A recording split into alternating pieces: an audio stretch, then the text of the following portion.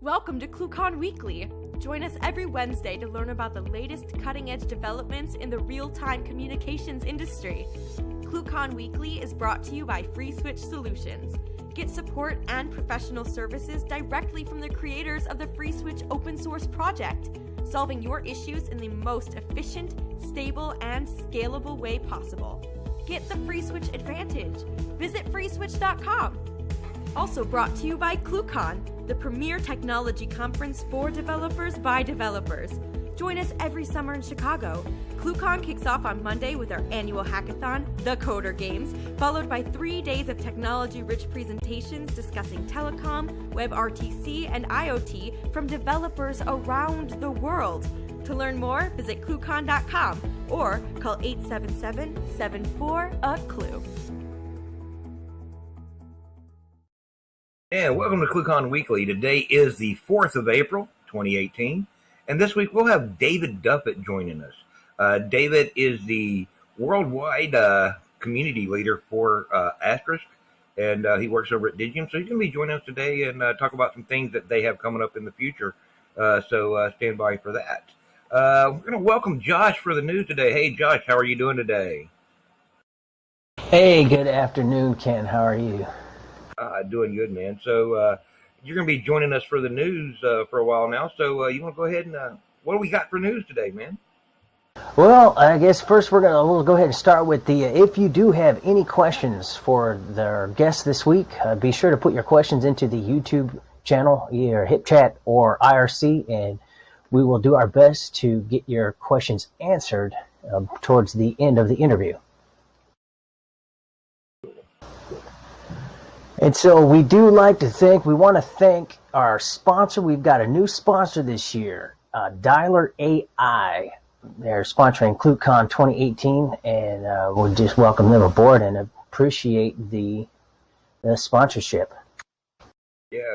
And so I'm sorry there. Yeah, no, those guys are pretty cool. So if you haven't seen them, visit them on the web. Also, we've got Mike Jarris from the team. He's going to be speaking at ComCon this year. It's a new conference over in the UK.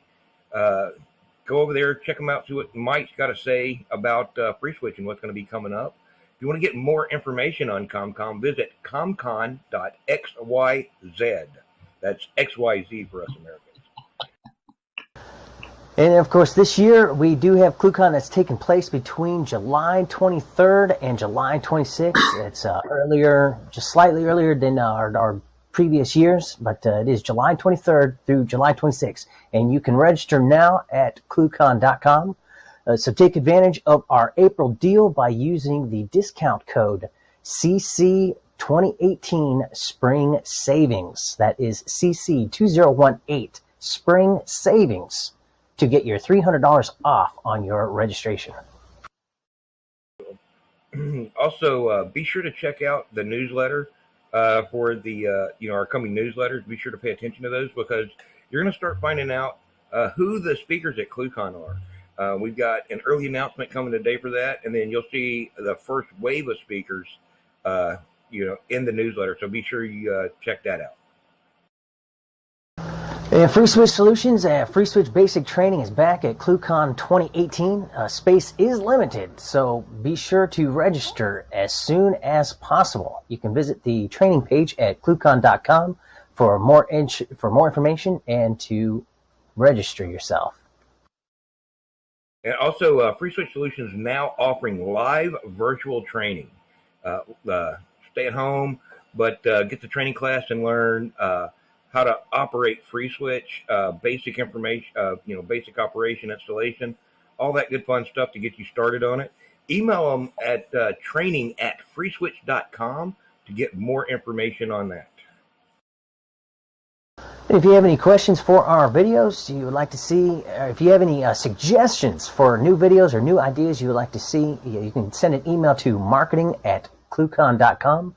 And we will continue to add instructional videos periodically so make sure you check back in regularly for updates. And as usual, be sure to like us on Facebook, follow us on Twitter, subscribe to our YouTube channel, and sign up for our mailing list to get these and even more fantastic news and announcements. And that will be it for the news. Thanks, Ken. All right, man. Thanks for joining us today, Josh. We're going to go over to Jersey Mike now, and see what he's doing. Hey, Jersey, how you doing today, man? Wonderful, wonderful. Well, thank you everyone for surfing in today. We have a question for Brian West. Oh, Brian West. And the question is, this is a really good question. Michael Avers asks, I'm using Postgres in the core and everywhere else. The other modules have ODBC defined and working. The only issue is Verto. I have JSON store table in Postgres, but Verto doesn't appear to be accessing it. How do I configure Verto to use an ODBC data source? Okay, so that's an easy one to answer. You just set the global variable JSON_DB_handle to the same value of your DSN that you set for ODBC, and that's all you have to do. You can put that in vars.xml, or you can do it at FSCLI with global set var. You will want to do it in vars.xml so it survives a restart. And that's how you solve that one. So the best way to do it is just keep it all in one place and keep on using the global val over and over and over. Mm-hmm. Exactly. Any other way to do it? That's the only way you can do it right there. Okay. Well, thank you, Brian. So as a guest today, we have David Duffett from Digium. David, how are you doing today? I'm doing pretty good, thank you. How about you guys? Wonderful. So you're calling in from the other side of the pond. I am here from England, and as you can see from the window, we've even got a little bit of sun this evening. It's just gone 6 o'clock in the evening for us here, so we're coming over to you at just gone midday Central Time, but it's the evening for us. So how is it that you guys get everything proper? You have the proper time zone. Well, we own time, don't we? At Greenwich, and it's being time.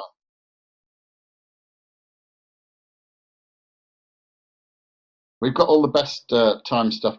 In fact, you can go and visit the Meridian if you go down to Greenwich in London. My son used to live near there, just on the River Thames. Greenwich is the kind of the home of time. Yeah, I see that every time I log into a system.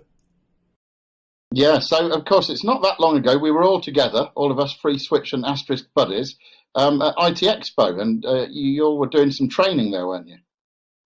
Well, yeah. So we did a day of training. It went really well, and then you guys had the next day, right? Yeah, we also had some training as well. We do a thing called an Asterisk from scratch. We used to call it Asterisk 1, 2, 3, which wasn't particularly descriptive. Now we call it Asterisk from scratch, and we just take people really from the ground up. Yeah, I guess in the end, that's the only way to do it, right? Yeah, but the other thing we were doing at IT Expo and Asterisk World this year was introducing the new Digium phones, and I do happen to have a couple of phones in the office to show you. They're casually located somewhere around here. Here's one of those bad boys. That's a little, I don't know whether you can see that. It's got asterisk on it, because we've had these Digium phones that say Digium, and everybody loved them, but thought they were a bit expensive for the asterisk market, because as we know, people that use Free Switch and Asterisk do so in part because it's freely available, and they're sometimes a little bit cost conscious, would you say?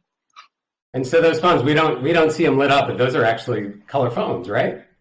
But they are colour phones. There's in fact this one has even got two colour displays. Yeah, they're not lit up. I've not got enough Ethernet cables around here at the moment to light them all up. Two colour displays on that one. All of them are colour, and prices start at $59. So there's a plug for an Asterisk phone, which of course would work very happily on Free Switch as well. Yeah. And so there's some special plugins with SwitchBox with those phones too, right? No, that's the Digium phones. The D phones, what we call the D series, they're the ones that have all the exciting stuff in for SwitchBox and for a properly configured Asterisk with what we call the DPMA, the Digium phone module for Asterisk. But these phones, for the more cost conscious, the more budget conscious person, don't have that. But they do have great facilities, including a good old colour display or two on the mid-range phone. And they seem to be going down well. In fact, I don't know whether you can see my T-shirt here. I was at Asterisk Africa in Johannesburg last month, March, and they were the subject of a lot of attention. People were very keen to see this new range of, we call them the A series because they're for Asterisk. That's got to be an enormous growth market there. Yeah, that's right. Places like South Africa, Botswana, Zambia, down there, they're using a lot of Asterisk. And I dare say some free switch down there as well. I'm sure you've got free switch folk in that corner of the world. And Asia, of course, is another fierce growth market as well. I think one of the problems down there, though, is connectivity, though, right? That's right. You've got some very, very advanced countries like Israel, where virtually everything is SIP. They, don't do PRIs anymore because they've got such great connectivity. But of course, you've got other places where they just can't get good connectivity, and so they're still dealing in PRIs in those areas.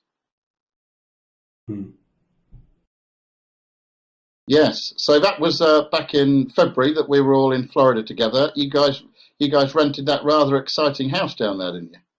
Ah, the Free Switch Castle. It was our castle for a full week. Yeah, I'm very sorry I didn't get to visit that. I was a little bit zoned out, but not being from your time zone, I found myself getting very, very sleepy around kind of 6 o'clock in the evening. So I didn't make for very good company in the evenings. Yeah, we actually did a weekly show from there. And what's really funny about the show, so Evan McGee was the person I was interviewing, and in the middle of the show, there was someone that just came through and started doing the samba in the middle of the call. And so it was completely unexpected. And I remember I was talking to him earlier. And so he goes to me, he goes, don't worry. He goes, I'm just going to do the samba with her. I'm like, oh, okay, okay, sure. Thinking he's joking around. And then all of a sudden I'm talking to Evan and I hear this music and I was like, oh my God, who's got the ringtones on? Right? So I thought it was just someone's cell phone going off somewhere else in the house. And then all of a sudden, this guy comes back and he's doing the salsa. Live music at its best.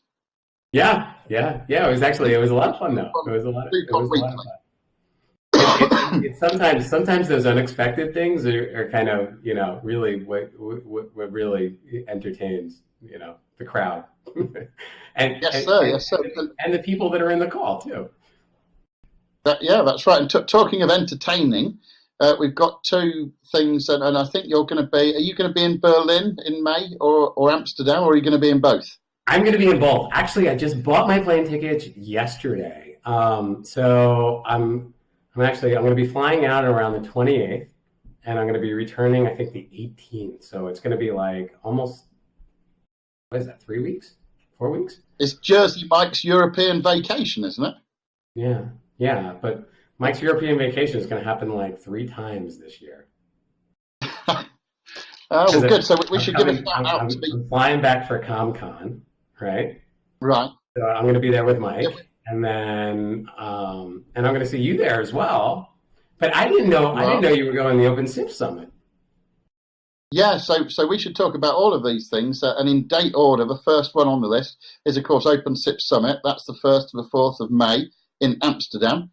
Always a good event. I was there last year speaking, and I will be speaking there again this year. And looking forward to that. Although sadly, because of some other commitments I've got in the good old US of A, I'll only be there personally on the very first day, May the 1st. So I'll be speaking and taking in what's going on that day. Then I'll be rattling off to America. But then I'll come back in time for Kama Ilio World in Berlin. That's the 14th to the 16th of May. So looking forward to spending some time with Daniel and the Kama Ilio people over there. And of course, some free switch people too. Yeah. So we're gonna be at both. At Open SIPs, we're doing a training there. So that's in the way, and that's really exciting. And then I've got a week off in the summer. I haven't figured out what I'm going to do, but I'm sure I'll find something. I'm sure I'll find something entertaining. Yeah, well, you're kind of right in the heart of Europe there, aren't you? Amsterdam, Berlin, Paris isn't too far away. You could always go and see some people in Belgium as well while you're in that kind of direction. Yeah, I think 2 years ago, what we did, what was a lot of fun, is we drove from Amsterdam. We rented a car, drove from Amsterdam all the way to Berlin. And so within that drive, we stopped, we drive a distance, drive a couple of miles on the Autobahn, which is always a lot of fun. And then we'd stop in a city, hang out in the city, do all the tourist stuff, spend the night. And then I think we hopped to about 4 different cities before we actually made it to Berlin. And so, there is nothing more fun than driving on the Autobahn. And I'm a huge car buff too. So I love cars. And I remember we made this big deal about which cars we were going to rent. And so we get there and the cars are all picked out, and we get to the rental place and the guys are like, sorry, we don't have the cars that you reserved. We can give you a Jeep Cherokee. And I'm thinking, the last thing, I love Jeep Cherokees. I've driven a whole bunch of them, actually. I love Jeep Cherokees, but the last thing I want to do is be the American on the Autobahn in a Jeep Cherokee. But you kind of wanted to take advantage of the no speed limits on the Autobahn, didn't you? And so we did, and we were very fortunate. So after a little negotiation, we were able to get ourselves into an M5. Right. That's going to be a little bit speedier for you. Yeah, and it was a station wagon, and it worked out perfectly with the bags. It was a lot of fun. And I'll tell you, that car probably saved our life more than once. Because, really what's so wonderful about it is it's got the heads-up display and it shows the speed limit. Because one of the things that I didn't know about the Autobahn ahead of time was there's a lot of speed limits on it, right? So you can go from the triple stripe, and then all of a sudden you have to, and it steps down to 110 kilometers an hour. But what if you're moving 250, 260? That's the first jump is a really big jump to slow down, and it's a long way to go. So seeing it on the heads-up display coming is very helpful. It makes a very safe environment too. Those Germans and their engineering, they're good with software and they're really good with cars. They are, those Germans. So you're coming back to England for ComCon, you were saying, in June. Yes. So I'm doing that as well. Yeah, I can speak a little bit about ComCon and a bit about that Dan Jenkins as well, because Dan Jenkins is my gift to the community. Because I found Dan, he was working in a company called Holiday Extras at the time, and he'd done quite a nice Node.js layer between the contact center software they were using and Asterisk on the AMI, the Asterisk Manager Interface. And I said to Dan, this is going back a few years now, I said, Dan, that's looking pretty good. You should come and speak at AstriCon about that little layer that you've written there. And so he did, and then he kind of pervaded his way into the whole RTC community. And as you know, he's been a frequent speaker at AstriCon, ClueCon, lots and lots of WebRTC events. And now he's got his own con called ComCon. And that's June the 25th through to the 29th here in England. It's quite near Gatwick Airport. It's that kind of, is it near Gatwick Airport? It's somewhere down in the south of England anyway. And that's going to be a very exciting event. And I very much admire Dan because he's running it in the way that he thinks conferences should be run. And so he's put a framework in place. And it's great that Jerris is going to be there. And you're going to be there as well, are you, Michael? Absolutely, yeah.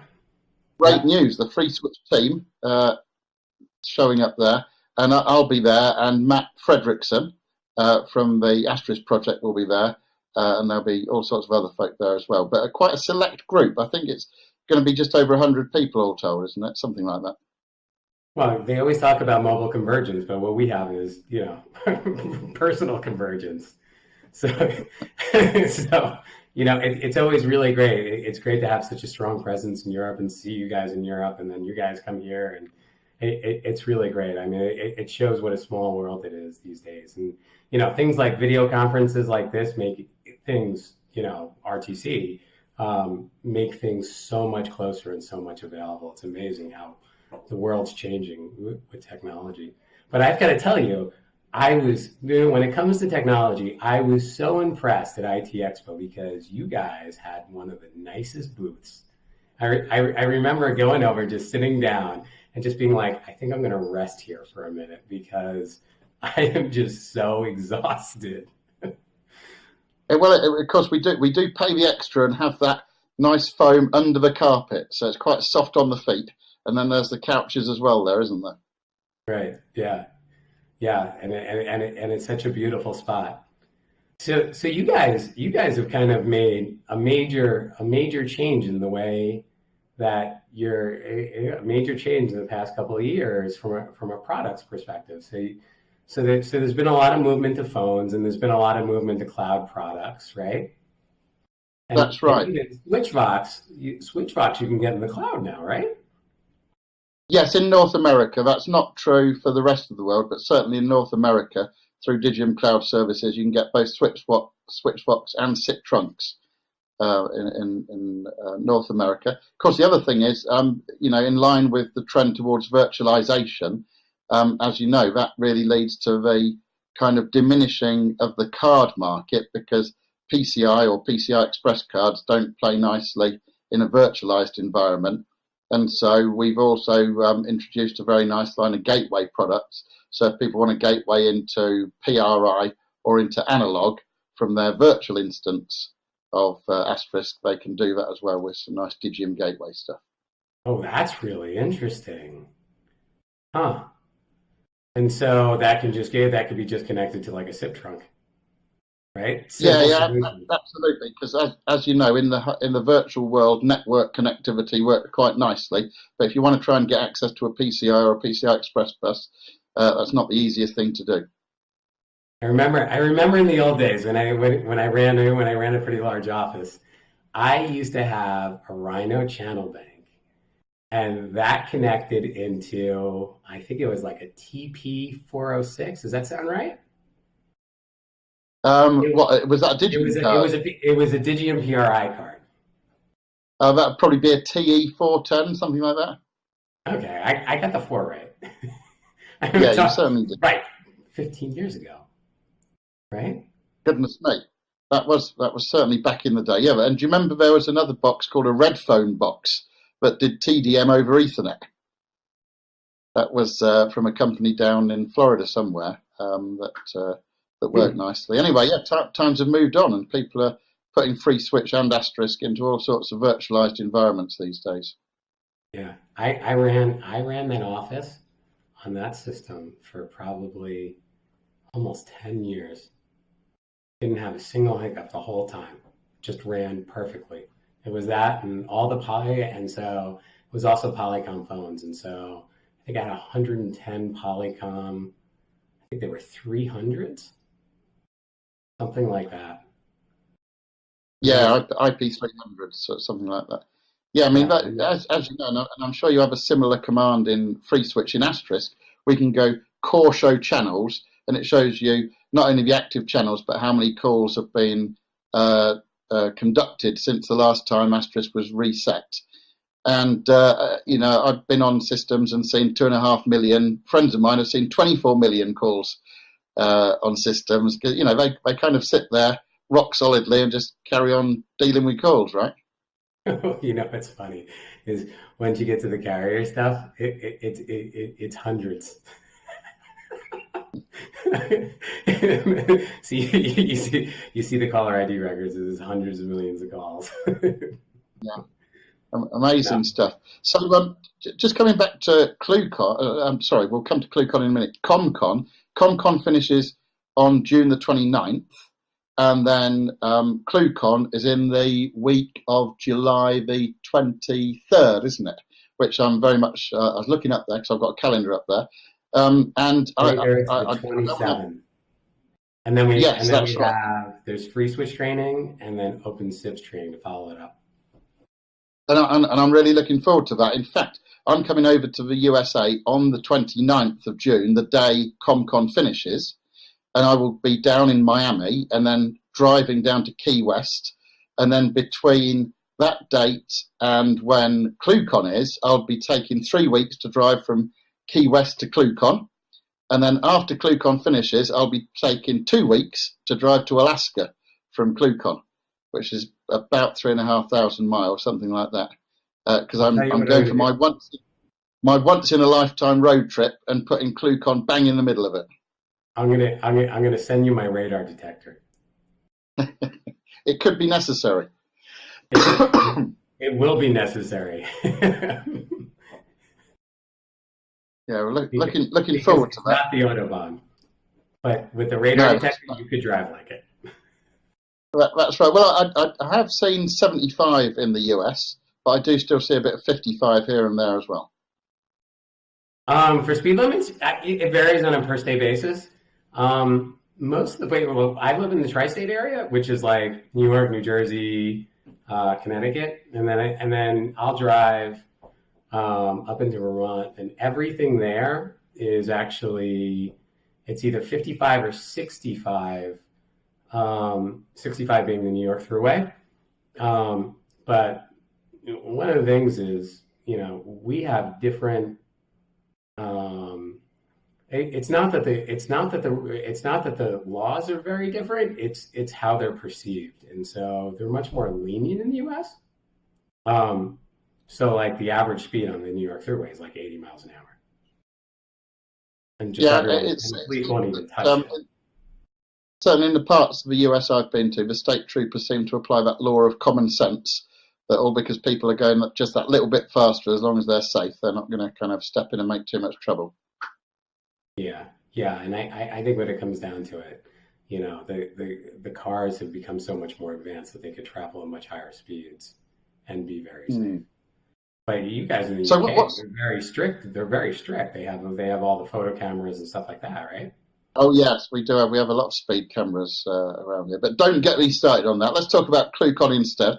What's going on at ClueCon this year?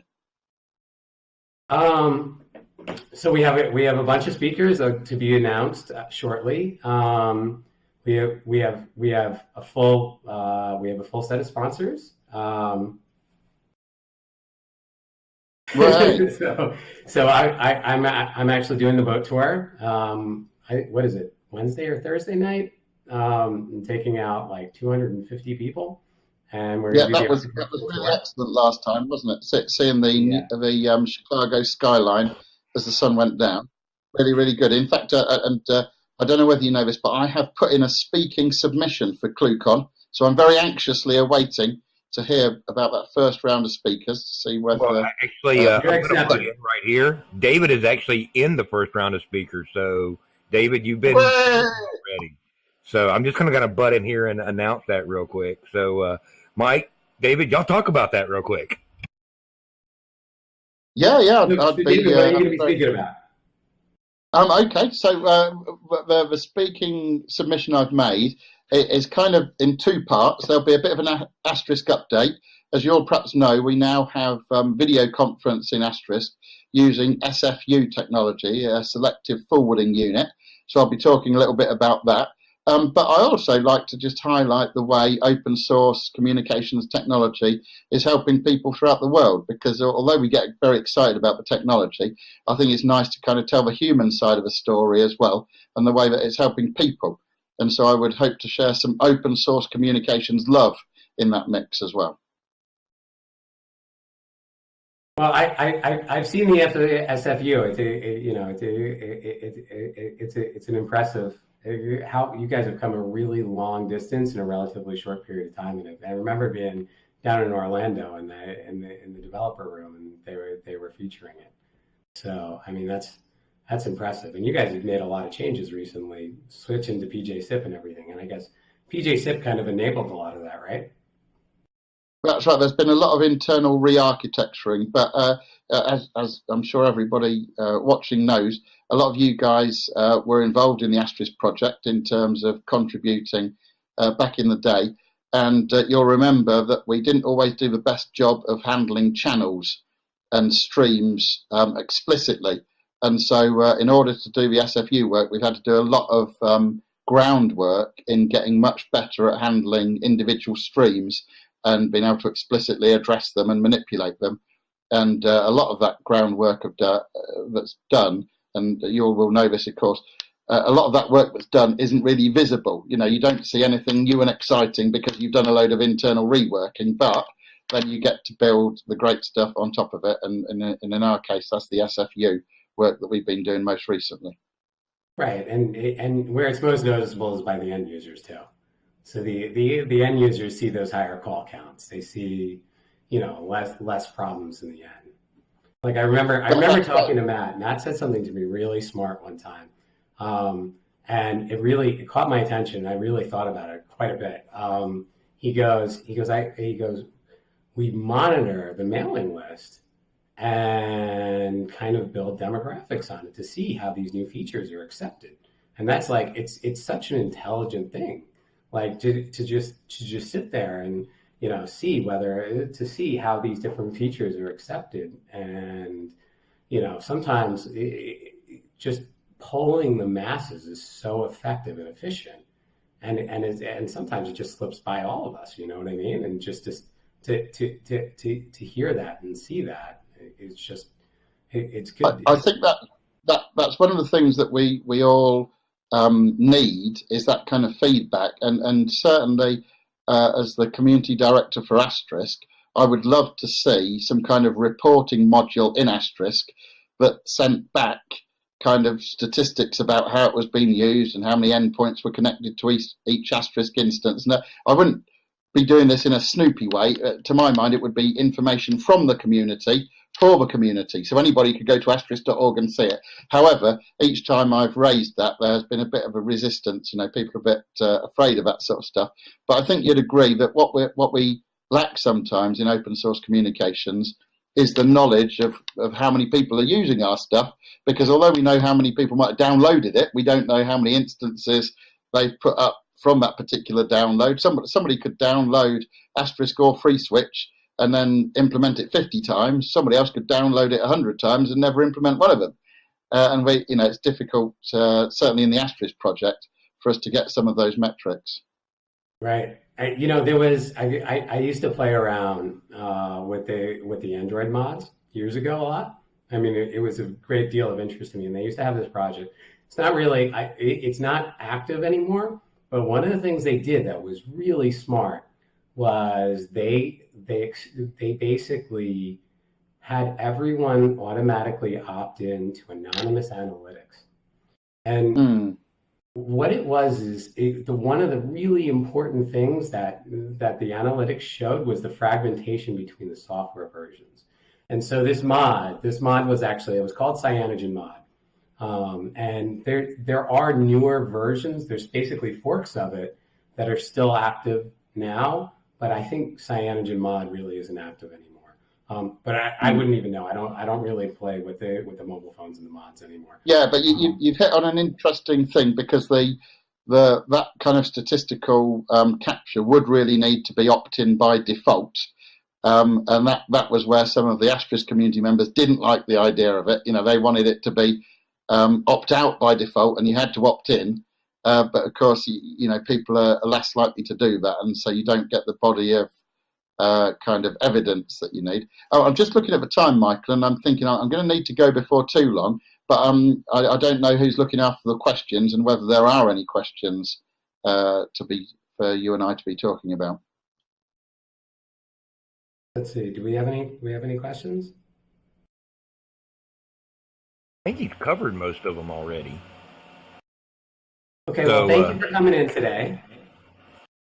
It's been a pleasure. And as I've said, I'm thoroughly looking forward to ClueCon. And, of course, looking forward to having you guys along to AstriCon in October. Yeah, absolutely. I'm there every time. I tell you, I'd love to be a moderator again. That was so much fun for me. Okay, yeah, and we enjoyed having you all along. In fact, last year was the first time we had Brian, of course, has been quite a regular at AstriCon. but we had Tony as well, and we had some of the Free Switch ladies. We had a great collection of you last time. Yeah. Yeah, it makes us all very happy that we're all very close again. That's what it comes down to. Right. Okay, well, it's been a pleasure participating in this ClueCon Weekly. I'm sorry that I do have to shoot off now, but thank you very much for the opportunity. Yeah, and well, hey, more than anything else, I look forward to seeing you in a couple of weeks, right? And then in a couple of more weeks after that in Chicago. Yeah. Okay, all right. Take care, then. All the best to you. Bye for now. Thank you, David. All right, guys. Thank you very much, David Duffett, for joining us today. Michael Malrudis, thanks for having that chat with David. So for you guys that want to come out and meet David, you got several opportunities over the next few months to meet David. Don't forget, he will be speaking at ClueCon this year. So go over to ClueCon.com and get your tickets today if you haven't got those. Also, training's back at ClueCon. You're going to want to get signed up for that early. It's limited space, and it fills up every year. So be sure you get those in there now. Also, next week, Mr. James Tagg will be joining us. If you guys aren't familiar with James Tagg, he is a giant in just in the tech industry in general. He's founded mobile phone companies. He actually invented one of the first LCD touchscreens out there. Holds the patents on it. So, or held the patents on it back in the day. So you guys should come in and find out what he's got going on. He's a super cool dude, and he'll be back here next week on ClueCon Weekly. Don't forget, like us on Facebook, follow us on Twitter, and click that subscribe button below our YouTube video so you can get the updates on them as they come in. Thanks, guys, and we'll see you. You've been watching ClueCon Weekly. Tune in every Wednesday at 12 p.m. Central. Keep up with the latest happenings by subscribing to our YouTube channel, follow us on Facebook and Twitter, or visit us at freeswitch.com.